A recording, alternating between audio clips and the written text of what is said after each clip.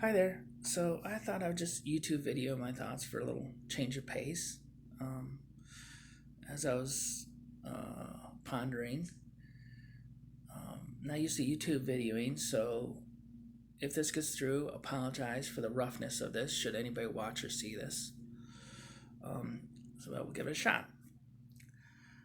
When you are number one, when you're number one spot, when you're leading, when you're on top of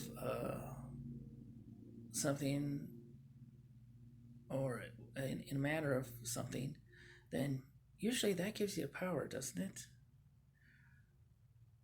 Or that usually gives you, or is supposed to give you some pull, doesn't it? Usually, generally speaking. Um, when you're number one, when you're on top, usually you're the one dictating, not getting dictated to, for example. Usually it would give you a good chunk of influence, at the least, of how things should be going or doing in of the thing of a matter. Even give you some pull to pull things towards your way or your interest, usually, right? I mean, that's kind of, that's part of being number one, is being able to, have the chance to either outright or have at least a better chance to being the one, to calling the shots.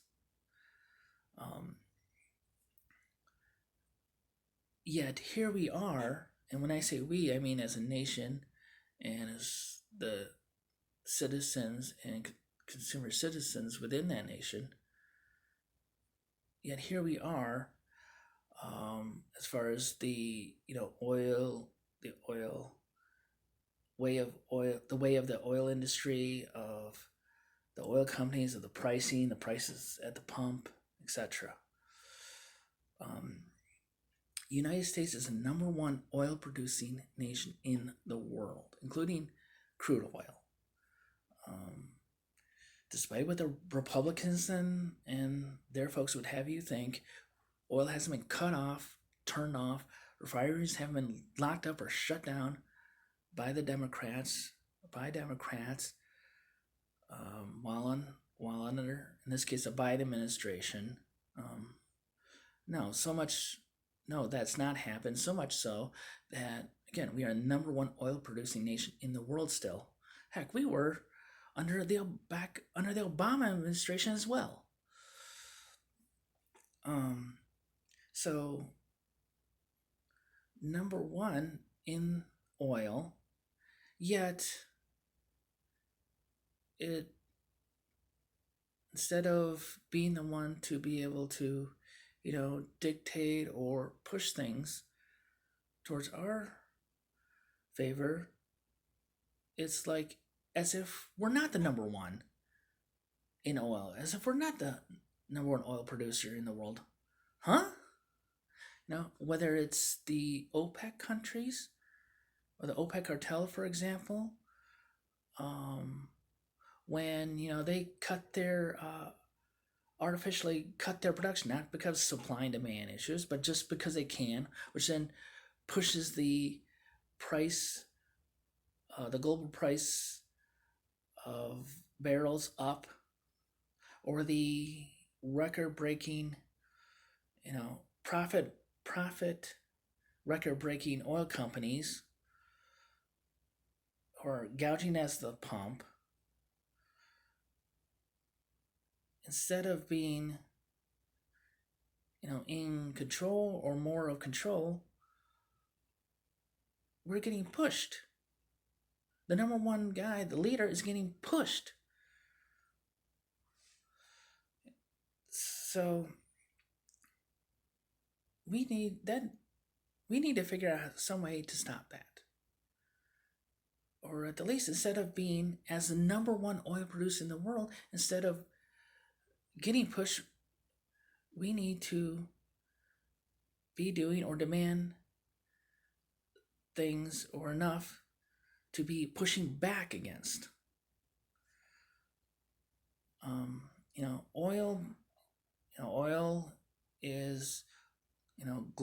traded, um, international markets, as they say.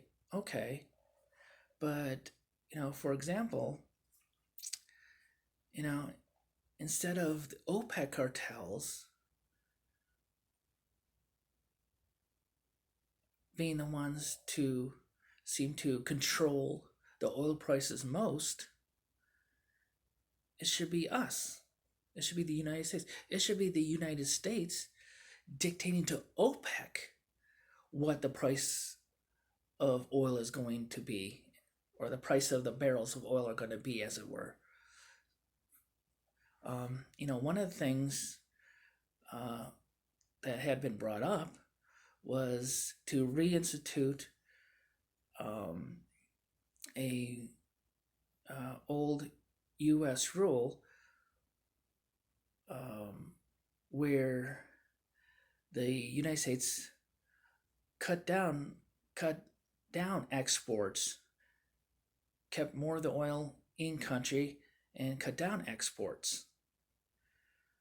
And I say go for it. The oil companies I read, well, they're like, oh well, yeah, but that'll damage the international markets, or that won't do anything, to the global price. Well, the international market, global market, are already jacking us up anyway. So, how worse could it be? Secondly, at least it's doing something. So at this point, even if it doesn't make a difference, I'm fine with it, because at least maybe it shows we're trying to do something, that we are trying to flex our muscles or show our muscles as the number one oil producing nation in the world. As far as the oil companies and the price at the pump, there's several things you can do, but we need to, as the citizens or voters, we need to push our elected officials to stop.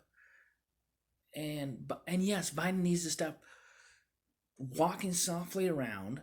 Talks about, oh well, he's going to be tough, or I think he said something about he's going to have a come to Jesus moment meeting with the oil companies, with the oil executives sometime. Well, you need to have that. And what needs to be looked at is price gouging avenues, is anti-price gouging avenues. And so, as the citizens, there needs to be a demand to push back against the oil companies that are price gouging us at the pump. Because remember, they're the ones setting the price. Bottom line, ultimately, it is the oil company. They're the ones, that ExxonMobil, Shell, BP, they're the ones that set the price at the pump ultimately, period. So, so just kind of going back overall, as I was pondering, to the kind of main point or such, and that is, we are the number one oil producer in the world on the global market, yet it's as if we're not.